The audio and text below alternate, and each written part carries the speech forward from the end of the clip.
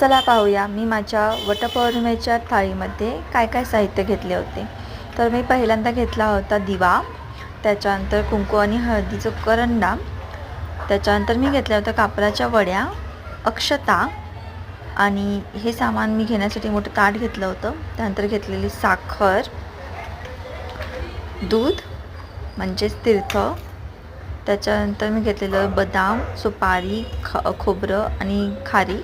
जर एखादा जिन्नस आपल्याकडे नसेल तर एखादा जिन्नस त्यातला डबल घेतला तरी चालेल. त्याच्यानंतर मी घेतलेलं गूळ खोबरं आणि वाण देण्यासाठी मी 5 बायकांसाठी 5 बदाम, खारी, खोबरे घेतलं होतं कारण मला फळं मिळाली नव्हती. त्याच्यानंतर हे सुवासिनीचं साहित्य, अगरबत्ती, रुपया आणि सुपारी, दोरा आणि एक सुपारी, त्याच्यानंतर वातीचा कापूस,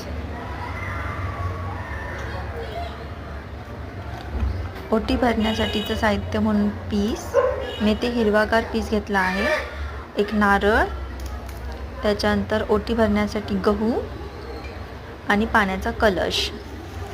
त्यानंतर मी घेतले आहे इथे ओटी भरण्यासाठी फळं,